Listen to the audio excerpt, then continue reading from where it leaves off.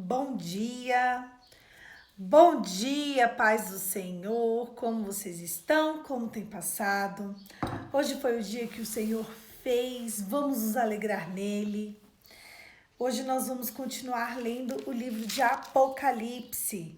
Agora a gente chega na parte boa de Apocalipse, glória a Deus, ufa!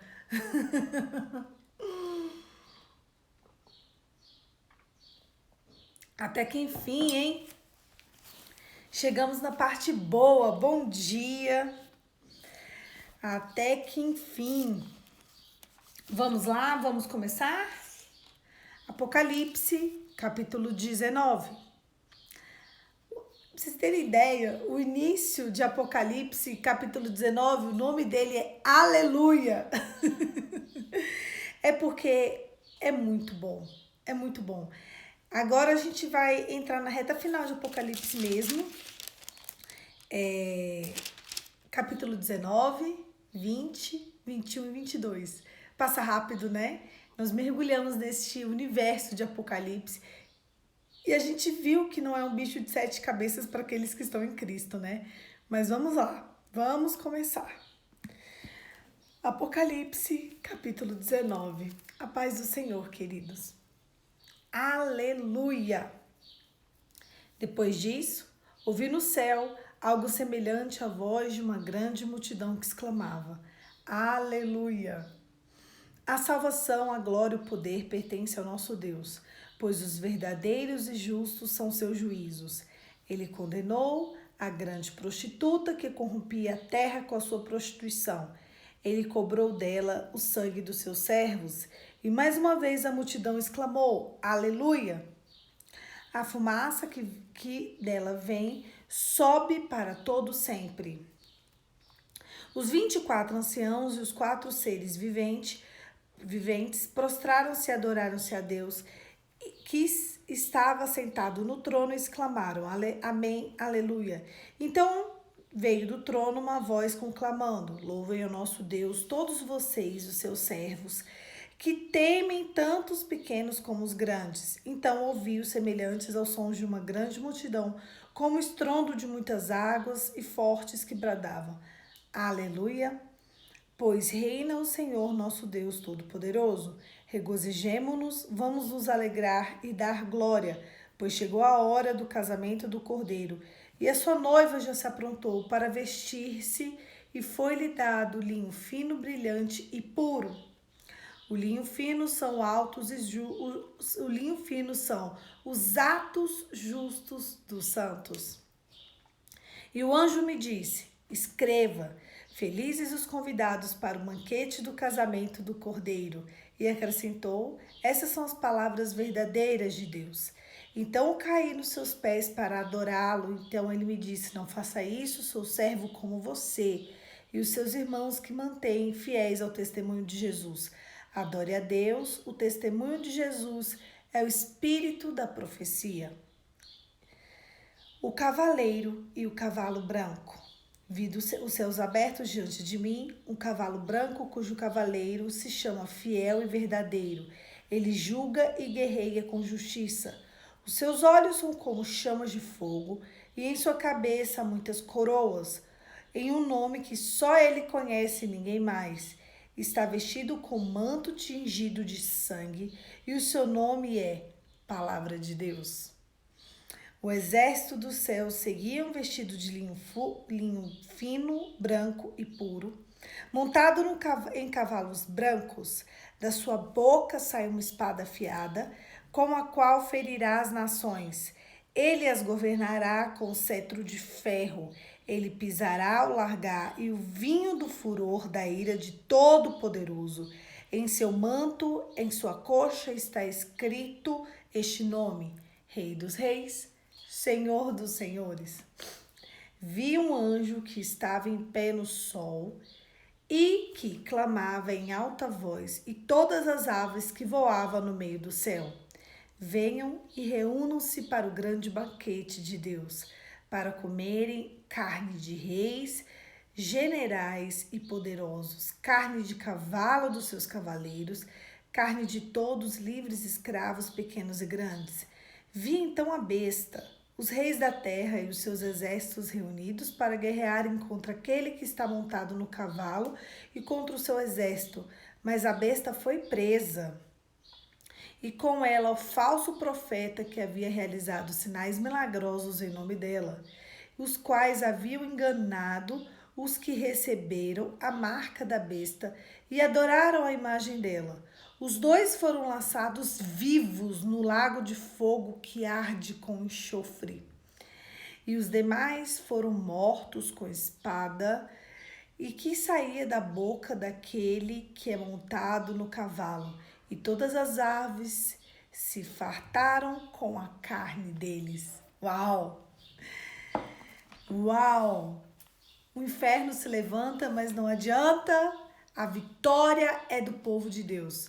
Apocalipse, capítulo 19, conta exatamente a vitória do povo de Deus. Ele aqui vai contando uma visão celestial. Ele nos conta como é a alegria da igreja ao ver que Jesus vem. Ele vai descrevendo a vinda de Jesus na terra. Aí eu questiono a vocês, essa vinda é antes de tudo aquilo que eu li? Depois de tudo aquilo que eu li? Nos acontecimentos de tudo aquilo que eu li? Existem várias teorias de que é antes, de que é durante, de que é depois. Porque o livro de Apocalipse, ele acontece em tempos. Vocês viram que eu falei de tempos para vocês. O primeiro tempo, eu contei o tempo das igrejas. Eu contei como andava espiritualmente as igrejas. E é um tempo que acontece hoje. É um tempo que aconteceu, que acontece, que acontecerá. O segundo tempo, eu contei coisas para vocês que aconteciam concomitantemente entre o céu, a terra e o inferno. Então a gente fica meio assim, né? Meu Deus, onde que está acontecendo? Qual é esse tempo de agora? Esse é o tempo do céu? Esse é o tempo, né? Jesus vem antes, Jesus vem durante, Jesus vem depois. Me conta essa história. Quem sabe essas coisas é Deus. Existem várias teorias, vários profetas narrando, dizendo que é antes, dizendo, né, que daqui a pouquinho, dizendo que é depois. Mas a gente sabe que esses fatos acontecerão, mas a ordem disso tudo, quem vai determinar é o Espírito Santo de Deus. Mas acontecerá uma hora, não sei em qual situação, em que Jesus virá e a besta e os reis, né, que lançaram, que julgaram com mãos de ferro, serão lançados no lago de enxofre e fogo. E eles serão mortos à espada, e todos aqueles que adoraram a besta, os que sobraram, meu Deus, ainda sobra. Parece que sim. Eles serão mortos à espada. Essa vinda, a vinda no cavaleiro com o cavalo branco, ela fala da vinda de Jesus. Em algumas traduções, ele diz o próprio Cristo. Nessa tradução que eu disse para você, ele falou que era a própria palavra. Em vários momentos, a Bíblia diz que a palavra é Cristo. E eu quero atentar uma coisa para vocês, presta atenção. Como a gente conversa com Deus Pai, Deus Filho e Deus Espírito Santo? O Deus Pai, eu me comunico com Ele através de atitudes de ação, atitudes de graça, através do amor. O amor na prática, o amor agindo, trabalhando, servindo. E ele diz assim: aleluia, pois reina o Senhor Deus Todo-Poderoso, regozijemo-nos e vamos nos alegrar e dar-lhe glória, pois chegou a hora do casamento do Cordeiro e a sua noiva já se aprontou. Agora presta atenção nessa parte. Para vestir-se o que foi dado, de linho fino, brilhante e puro. O linho fino são os atos justos dos santos. Sabe para que a gente age em amor? Para que as nossas vestes sejam purificadas. Eu me comunico com Deus Pai para limpar as minhas vestes, para me vestir como uma noiva no dia das bodas do Cordeiro. Aqui ele retrata o início do casamento de Jesus com a igreja, o Cordeiro Imaculado, em um casamento santo, limpo, profundo, intenso. Poliana, mas por que casamento? Porque casamento, ele é um ato unitivo. Eu quero que vocês entendam, né? Tire essa brigaiada da terra e coloque na sua cabeça o que é um casamento. Casamento é companheirismo, casamento é vida, casamento é unir-se a alguém em um ato extremo de profunda ligação. É isso que o próprio Cristo nos propõe. Quando Jesus fala que a igreja vai se casar com Cristo, ele está dizendo aqui na palavra que a igreja vai se unir a Cristo. Sabe por quê? Que Deus deixou o casamento terreno para que eu e você entendêssemos mais ou menos o que é uma união, o que é quando dois seres se unem em um só e se transformam em uma só carne. Isso é quando seres carnais, seres pecaminosos se unem, eles conseguem ali entender e viver exatamente um pedacinho do céu na terra. Eu tô falando de um casamento que deu certo aqui na terra. É para vocês entenderem como é um pedaço daquilo, são coisas que a gente vai viver no dia das bodas. Entenderam? Lá no céu não vai existir ato conjugal. Mas por que é um casamento, Poliana? Porque aqui na Terra, os cristãos, que é diferente da maioria das pessoas, eles têm um casamento de uma outra forma. O cristão que ele tem um casamento como qualquer pessoa secular, ele já começa errado. O cristão que tem na mente dele o casamento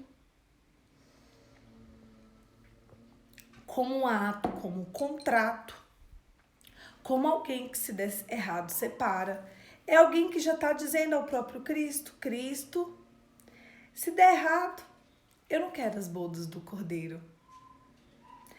Então, aquele dia, as minhas ações, as minhas atitudes, por que eu falo para a gente lutar pelas coisas que Deus se importa?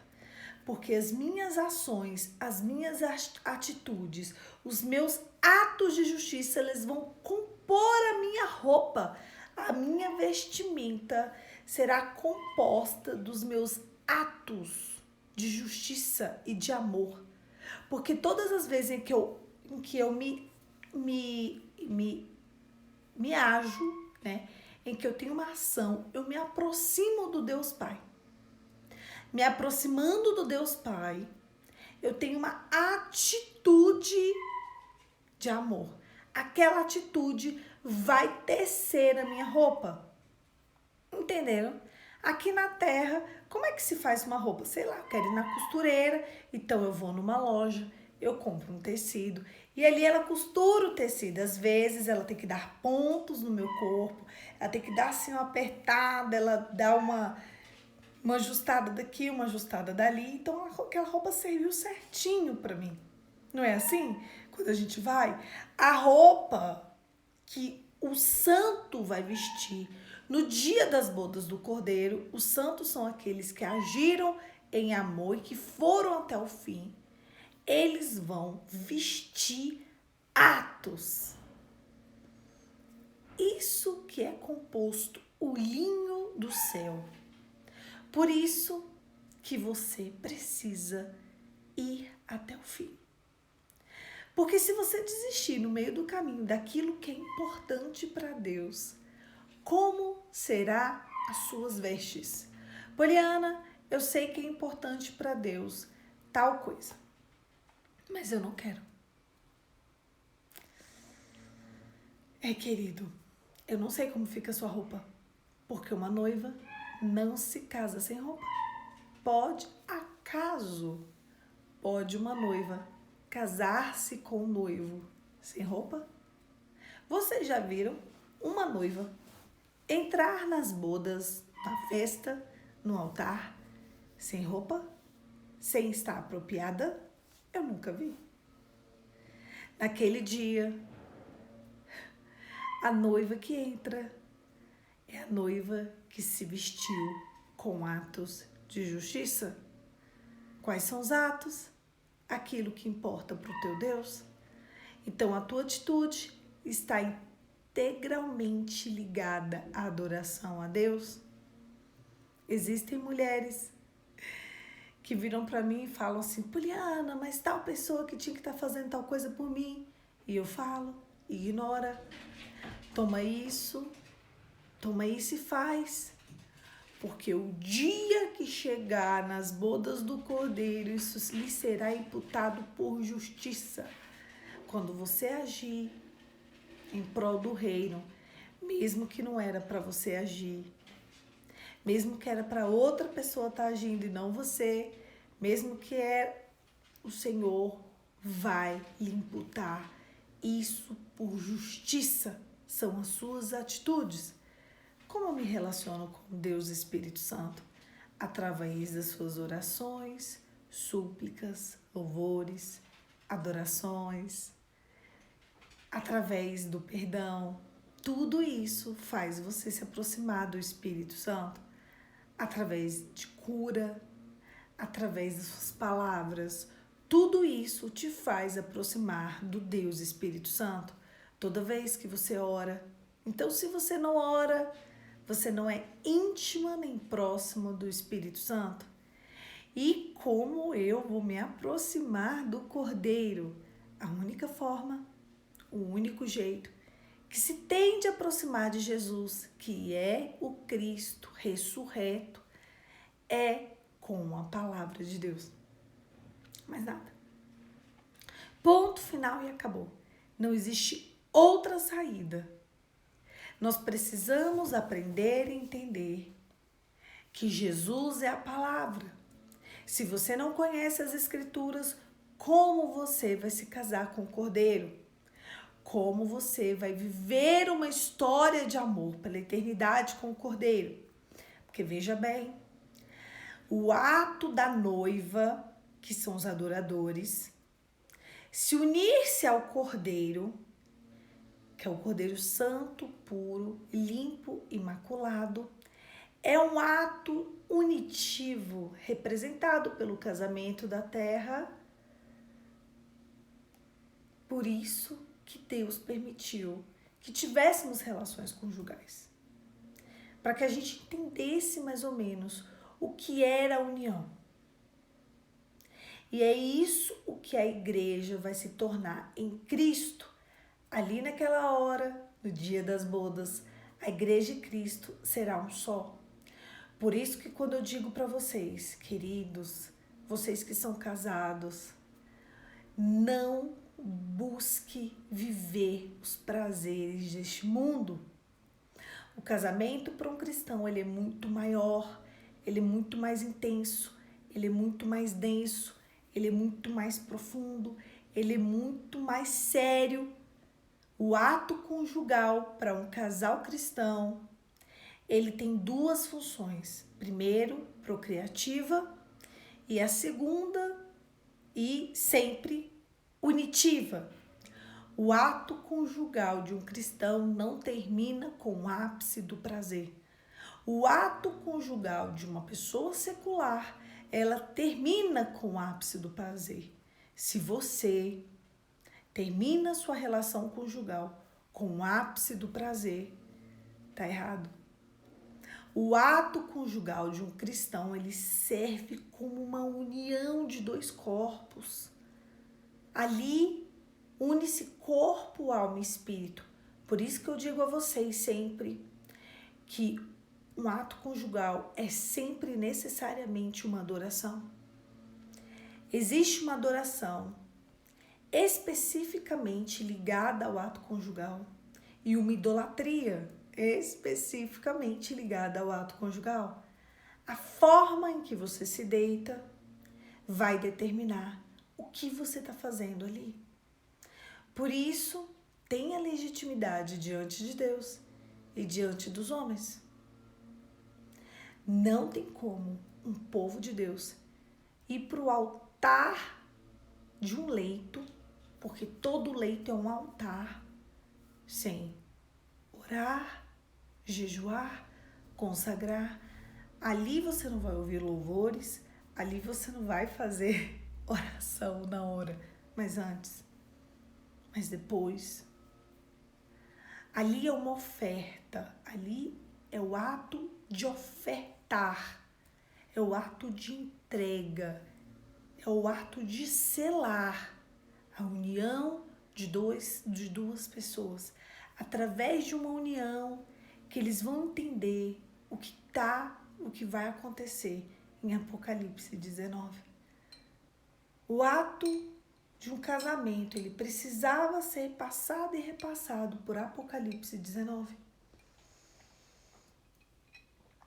Se as pessoas entendessem um pouquinho mais Apocalipse 19, elas não viveriam do jeito que estão vivendo. Eu teria tantas coisas para falar para vocês, mas se essa live não cai, ela cai depois. Teria que ser pessoalmente. Não podemos. Não podemos. Mas o que eu posso deixar gravado aqui é que um povo de Deus precisa purificar o corpo, a alma e o espírito antes de ir para o leito conjugal. O leito conjugal, para um povo de Deus, é um lugar de liberdade, não de prisão. É um lugar em que Cristo está habitando. É um lugar em que ele tem que ter a clareza de que também é o maior ato de adoração conjunto de um casal. É o leito conjugal. Por quê, Polly?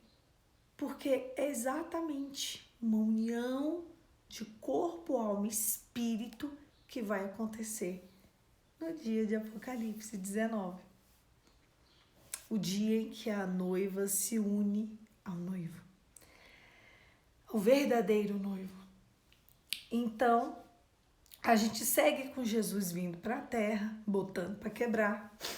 E eu acho interessante que ele diz que na cabeça existem coroas, e essas coroas representam a glória, a majestade e o reinado de Cristo. E ele vai descrevendo como Jesus está vestido, como é o cavalo branco, qual é a roupa, quais são as vestes, como está lavado, como está remido. E ele para o texto e ele fala o seguinte, presta atenção. Em seu manto e em sua coxa está escrito este nome, Rei dos Reis e Senhor dos Senhores. O manto dele, que é o manto de reinado, representa o que ele faz, né? Ele tem um manto de reinado, representando o que ele faz. Hoje em dia, quem usa manto de reinado? Juízes, quem mais? Ministros, médicos, temos jalecos, né? Mantos de reinados, profissões. Hoje nós temos profissões com mantos de reinado, não é? Quem mais usa mantos? Mas manto mesmo, médico não usa. Que eu lembro aqui, vocês lembram de mais profissões com mantos? Julgar, né? Juízes, ministros. Quem mais hoje em dia usa mantos? Só a Rainha Elizabeth, ela usa manto, né? Rainha. Fora isso, quem usa manto? Rei, quem reina. Então, o manto representa quem reina. No manto de Jesus está escrito Rei dos Reis, Senhor dos Senhores. Mas outra coisa que eu quero chamar a atenção e nós precisamos nos atentar é que na coxa dele está escrito a mesma coisa. Rei dos reis, Senhor dos senhores. Mais uma vez, Apocalipse vem chamando a atenção da gente para uma marca do próprio Deus no corpo de Jesus. As pessoas têm se marcado do que quer, do jeito que quer, da forma que quer, da maneira que quer, na circunstância que quer. E tá tudo bem para elas. O problema é o que representa aquela marcação. Você tem convicção da marcação que você põe no seu corpo? Vocês têm noção? Eu encontrei com uma moça adolescente, que ela tatuou o símbolo da justiça. Eu até achei que ela já fazia direito. Eu falei, você faz direito, querida? Não, eu vou fazer. Eu falei, peraí, você já fez uma tatuagem de uma coisa que você nem sabe que você vai fazer? Não, eu tenho certeza. Eu falei, nossa, mas quantas certezas eu já tive na minha vida e eu parei. Aí você, adolescente, pegou dinheiro com a sua mãe, porque provavelmente você não trabalha, e foi lá e fez uma super tatuagem no seu braço de algo que você nem sabe se você vai ser. E eu olhei para aquela menina e eu pensei, meu Deus, ela está se marcando com um símbolo terreno de algo que não é espiritual, de algo que não é algo que Deus deu, de algo que ela não sabe nem o significado daquilo. Vocês sabiam, Deus trabalha com símbolos, mas o inimigo da nossa alma também. Tem muita gente tatuando florestas no corpo. Ai, a florzinha, que linda. Ai, vocês sabiam que existe um demônio adorador de coisas assim? Então você tem certeza que aquela florestinha, aquela florzinha, aquele matinho específico não significa nenhum tipo de adoração? Porque se realmente não significar, tudo bem. Agora, e se significar? Você tá ali todos os dias da sua vida, marcado com uma adoração ao inimigo da sua alma. Porque você quer ficar bonitinho para esse mundo? Eu já falei algumas vezes, vou falar de novo. Estou falando especificamente de tatuagem. Quando me perguntam se é pecado ou não é, 100% das vezes eu vou dizer, depende. Não vai no Pinterest e pega um negócio porque você achou bonito e faz no seu corpo, não. Estuda, pesquisa, entenda. Saiba o que está escrito, saiba o que é, saiba da forma que é. Porque Deus, o próprio Deus, ele vai deixar o povo marcado. Se você tem uma marca do inimigo, eu não sei como Deus vai se comportar em relação a você. Não abre brecha, não abre espaço. Estuda, se você tá com comichão, não sei aonde, para fazer. Não, Pilena, eu quero fazer. Pega aquela simbologia que você tá maluco para fazer. Estuda todas as destrinchações daquilo ali. Pesquisa, vai na raiz, vai profundamente, vê quais são os símbolos, vê o significado, vê o que representa, vê como... Não descansa até você descobrir todos os detalhes daquilo que você quer se marcar. Aí, tá tudo bem, Polly. Aí faz. Porque o que eu mais vejo são pessoas tatuando coisas de adoração a demônios no seu corpo, pessoas da casa do Senhor. Eu não posso chegar na pessoa e falar assim, você sabia que isso aí é uma adoração ao demônio? Você sabia que isso aí no Antigo Testamento é uma adoração específica ao demônio tal? E aí você traz para o seu corpo, e aí como é que fica? Tu vai fazer o quê com esse pedaço de pele? Tu marcou teu corpo com adoração ao demônio tal, querido. Tu vai fazer o quê? Tu acha que terminou a adoração ao demônio porque você acha que terminou? O inimigo da nossa alma é astuto. Hoje em dia, o demônio Moloque, ele recebe a oferta de nenéns abortados através do DIU, através do anticoncepcional, através de mulheres que não querem aborto mesmo, né? A gente já sabe.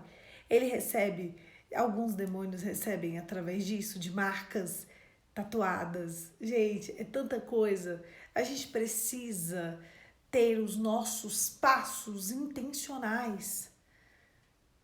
Ah, eu quero furar um piercing, sei lá, tem gente furando piercing aqui, eu vi um aqui esses dias. Piercing aqui. Etimologia. Quem é que fura piercing aqui? Será que não tem nada a ver? Deixa eu pesquisar. Quem começou? Onde que foi? Qual foi a primeira tribo? Ah, não tem nada a ver. Isso aqui é do nada. É coisa de momento. Eu quero. Não tem nada. Eu pesquisei tudo, não é nenhuma adoração a nada. Ah, eu vou tatuar, porque vou colocar porque eu acho bonito. Aí, ok. Agora, se você ir lá e você ver que as pessoas colocavam, tô dando um exemplo, tá? Um piercing aqui, sei lá, no queixo, como uma marca de adoração, que todos são adoradores, né? Ao demônio tal. Aí você vai colocar esse piercing aí? É isso que você vai fazer? Entende que não mudou, não mudou. A gente só normalizou, a gente só trouxe isso para o nada a ver. A gente precisa ir na raiz. A gente precisa saber. Vem cá, deixa eu ver, o que é isso aqui? Não, deixa eu ver. Essa tatuagem, eu tô doida pra fazer essa tatuagem. O que é isso aqui? Não, isso aqui, Pilar, não tem nada a ver. Eu vi, estudei, pesquisei, não tem nada. Ah, então faz. Significa tal. Então faz. Agora depois, não comprometa a sua boda do cordeiro com uma marca desnecessária no seu corpo. Se, somente se, talvez em si, você quer alguma coisa com Deus. Porque se para você tanto faz, tudo bem. Tudo bem. Se para você tanto faz, tá ok. Agora o que eu vejo as pessoas parecendo um gibi, com umas trocentas tatuagens, que não sabe nem o cacoá, que tá com o corpo todo tatuado, e que com certeza a maioria daquelas tatuagens é uma adoração a um demônio. É só isso. Nossa, Poliana, tá mexendo nas feridas, tô. Porque a gente precisa se atentar ao que a gente põe no nosso corpo. Você precisa se atentar. Você precisa estudar. Você precisa saber o que é. Você precisa saber qual é a simbologia daquilo. Esses dias eu vi uma pessoa tatuando a justiça cega na pele. Você vai tatuar alguém cego, alguém sem direção. Você tem noção do que é isso? Ai, que lindo, eu acho lindo o símbolo da justiça. Eu sou advogado, e advogada, era uma advogada, eu vou tatuar a justiça cega. A justiça é cega. Cega, gente. Você vai tatuar algo cego. Você vai deixar no seu corpo algo que é cego. Ah, não, gente, eu não tenho paciência. Aí depois você anda sem direção, cego e reclama. Você tá tatuado, você tem algo cego em você. Entende? A justiça, ela é cega. Depois vocês olham. Aí a pessoa me tatuou a justiça cega nela. A justiça cega simboliza, adivinha o quê? Uma deusa grega. Que vem de onde? Vai indo na raiz. E a pessoa vai colocar aquilo ali. Ai, não, tá tudo nada a ver. Tá bom, então tatua. Agora, por que não coloca outra coisa? Tem tantos símbolos da justiça, tanta coisa para dizer. Se você não escrever assim, direito, sou advogado, OAB, sei lá. Eu vou colocar a justiça cega. A cegueira. Vou deixar a cegueira. Então, a gente precisa se atentar. No final dos tempos, o nada a ver vai levar muita gente para o inferno. Esse texto, ele termina dizendo que a besta e os reis, Os reis que reinaram com iniquidade, eles serão lançados no mar de fogo e enxofre. Eu não quero ir para lá. Eu quero estar do lado das bodas do Cordeiro. Com certeza, se eu abrir o chat e perguntar onde você quer estar, você vai falar para mim, Polly, eu quero estar nas bodas. Então, para você estar nas bodas, apresente ao teu Deus uma adoração racional. Entenda que nessa vida, a gente não é colocado aqui no aleatório. Eu vou viver minha vida, quando ela se encerrar, essa vida terrena, eu me encontro com Jesus. Isso não existe, isso não funciona, isso não é assim. Aqui nessa terra é uma preparação para o novo céu e para a nova terra. No céu não vão ter casamento, não vai ter família, porque serão todos um só. Nos próximos capítulos a gente vai observar tudo isso. Mas tudo que a gente vive aqui na terra é uma preparação para aquilo que a gente vai viver no céu. O que você vai suportar aqui na terra vai dizer como as suas vestes serão tecidas para o dia das bodas do Cordeiro. Eu quero saber, mas não precisa responder. Como estão as suas vestes? Como estão os seus atos de justiça? A palavra de Deus diz, minha é a vingança, assim te diz o Senhor. E aí você tem deixado a vingança nas mãos do Senhor? Ou você tem colocado no seu coração a vingança, o ódio? Eu conheço pessoas que passam uma vida com ódio de outras pessoas. Porque essa outra pessoa um dia feriu muito sério. Então ela passa a vida inteira ferida. E eu conheço muita gente assim. Eu quero saber como serão as vestes dessas pessoas. Eu não sei. Tem muitas coisas que eu não sei. Eu só sei que o Espírito de Deus, ele te chama a viver uma nova história. Ele te chama a amar e ele te chama a perdoar. Ele te chama a querer o Evangelho. Ele te chama a entender que Jesus é a palavra. E se Jesus é a palavra, Jesus está contido em cada texto das Escrituras. O Antigo Testamento aponta para a vinda de Jesus. O Novo Testamento é o Jesus encarnado. E o Apocalipse é a volta de Jesus. Então a Bíblia inteira gira em torno de Jesus. Não tem outro. Não tem nada maior que Cristo. Dentro desse contexto, nada. Como está a sua adoração? Existem pessoas que a única coisa que elas querem é ter direito. E existem outras pessoas que a única coisa que elas querem é adorar. Onde você está? Feche os seus olhos e vamos orar. Pai, em nome de Jesus, quando o Senhor se inclinar para a humanidade, que o Senhor ache o nosso coração te adorando em espírito e em verdade. Nos aceite, Senhor. Nos aceite como um aroma suave às tuas narinas, em sacrifício vivo, puro, santo e agradável no teu coração.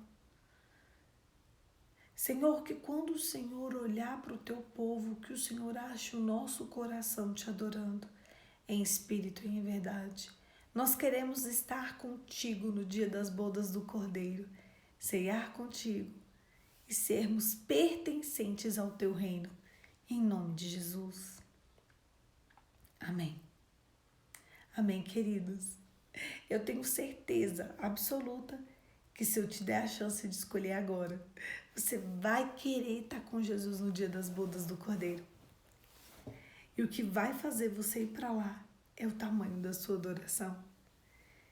Não esquece, fica firme, não desista.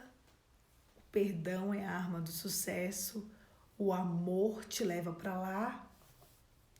Siga firme. Aqui às vezes as coisas parecem injustas. Aqui na terra as coisas parecem não fazer sentido. Não faz sentido, não faz mesmo. Mas quando a gente vê a grandeza do céu, quando a gente vê o que o Senhor tem preparado pra gente, quando a gente vê o que tem esperando por nós, a gente fala, é isso mesmo. Quando a gente vê o que tem preparado, qual é a altura, qual é a largura, qual é a profundidade do amor de Deus, a gente fala, isso daqui, isso que a gente vive hoje, não se compara com aquilo que a gente vai viver. Onde você quer estar? Onde você quer estar? Que o seu comportamento, os seus pensamentos, a sua atitude, o seu coração, a sua vida, a sua história, a sua trajetória, sejam com bases em aonde você quer estar. Seja intencional, seja racional, tenha temor. O temor do Senhor é o início da sabedoria. Tenha temor. Faça ou não faça coisas por temor. Tenha temor do Senhor. É isso. Hoje é dia do Senhor. Se você não tem uma igreja, procure uma. Se você tem, toma um banho, fica lindo, se prepara. Se prepara para ouvir a palavra que é Jesus. Vai para a casa do Senhor. Compactua com a igreja, porque quem sobe é a igreja, quem vence é a igreja, quem vai estar com Jesus é a igreja. Procure uma igreja para você congregar. O Senhor te espera. O Senhor espera de você atitudes que vão demonstrar que você o quer. O problema é que às vezes a gente fica, eu não quero. As pessoas são hipócritas. Eu não me identifico. Isso, aquilo. Mas quando a gente entende que quem sobe à igreja, a gente vê que a gente precisa estar ali dentro. Eu quero que você se arrume, procure a casa do Senhor e fique ali. No outro final de semana se arruma, vai para a casa do Senhor e fique ali. E faça isso até que Ele venha, porque Ele vai vir. E no dia que Ele vir, eu quero que você esteja pronto. Eu não sei o dia, eu não sei a hora, eu não sei a ordem. Eu poderia ter uma ordem para vocês, porque na minha mente eu tenho uma ordem, mas eu seria leviana se eu falasse, vai ser nessa ordem. Porque Deus é o Deus que sabe a ordem dele. Ele sabe o tempo dele. Não sabemos que nós estamos vivendo a 79ª semana do tempo em que Daniel profetizou. Nós estamos entrando na última semana. Essas semanas são representadas em tempos. E nós sabemos de uma coisa. A gente só tem que estar pronto. O dia e a hora que acontecer, a igreja precisa estar pronta. Pode ser hoje, pode ser amanhã, pode ser nessa geração, pode não ser nessa geração. Mas a única coisa que você precisa de estar, e eu também, é pronto. É isso que eu tenho tentado fazer aqui. Fazer com que eu e você estejamos prontos para viver aquilo que o Senhor tem para nós. É isso. Um beijo, fica com Deus e até amanhã. Aproveite o seu domingo. Domingo é dia do Senhor. Domingo é dia de descansar, dia de colocar a semana em ordem, dia de ajeitar toda a semana, dia de refletir, dia de cuidar das coisas do Senhor, dia de cuidar da sua casa, de organizar, dar faxinão aí, né? Mas amanhã a gente tá aqui 5h45 pra gente recomeçar mais um pouquinho. Amanhã a gente vai ler um texto muito legal, que é Apocalipse capítulo 20. Eu já tô cheia de expectativas, porque amanhã é o reinado dos 1000 anos, a destruição de Satanás e o julgamento dos mortos. Ai, meu Deus, que chegue amanhã! Quantas expectativas pro dia de amanhã, é bom demais, né? Eu amo o livro de Apocalipse, vai dando assim uma alegria em pertencer a Cristo. O povo que vai ser julgado e condenado não é o povo de Deus. Não é o povo de Deus. Eu quero que, se você é povo de Deus, que você tenha uma alegria dentro de você em saber que nisso tudo você estará ao lado de Cristo. Fica firme, não desista. Se você está triste, cansado, sobrecarregado, saiba que para você há refrigério, há paz. O Senhor, Ele vai endireitar as nossas veredas. A vida é um ciclo, né? A única coisa que você não pode fazer é desistir da cruz. Se você tem pouca força, guarda a pouca força que você tem. Daqui a pouquinho Ele vem. E quando Ele vir, tudo isso vai ter passado. É isso. Um beijo, fica com Deus e até amanhã. Amanhã, 5h45, eu tô aqui pra gente continuar o nosso devocional.